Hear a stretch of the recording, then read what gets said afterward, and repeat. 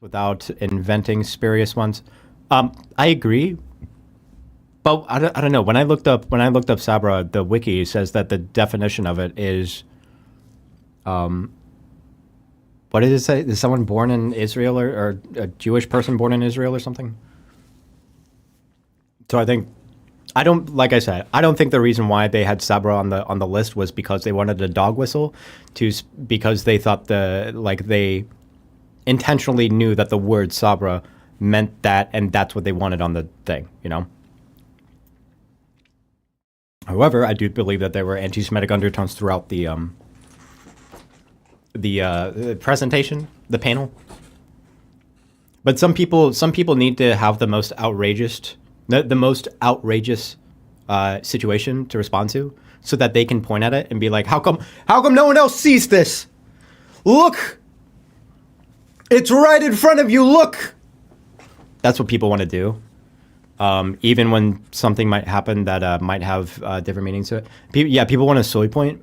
People want to soy point, especially on the internet, especially when you can get likes and people who can say that you're based in WoW and look how smart you are. People like that. So people will do that kind of thing. But I do think it's more complicated. But the thing is that like the reason why anti-Semitism becomes prevalent in like people like Frogan and Frogan's community and Hassan's community, the reason why is because they don't understand what the fuck racism is, period. And they're creating all of the everything that you need to justify racism. They give you everything that you need to justify having a fucking panel on who is Arab enough gives you, as a viewer or an audience member, it gives you all of the justification that you need to do it.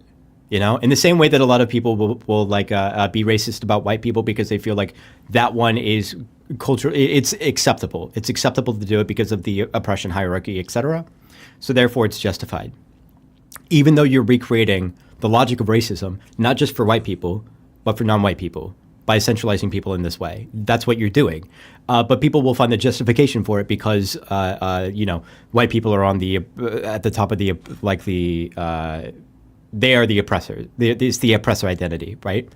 And if you can do that exact same justification for Jews, boom, there you go. Easy. It's so fucking easy. It's right there. So yeah, it's not going to surprise me that there are going to be things like anti-Semitic undertones and stuff like that in that panel or in these audiences or whatever. But this is how it happens, by the way. A lot of people will talk about like, oh, Twitch is anti-Semitic because of X, Y, and Z, and they'll point to things that like can easily be explained by other things. The thing that is happening is this cultural paradigm within Twitch that is creating these double standards and then giving people all of the tools and the framework to justify anti-Semitism. That's the thing. But that's a little bit more complicated, and people don't want to deal with that. Shit that they rail against in this community, nor get me. Nazi sympathizer type people, anything that they say that's in criticism of me, don't listen to it because it's all aligned with Nazis and 4chan and Kiwi Farms type people. And also, they're very specifically going after minority groups.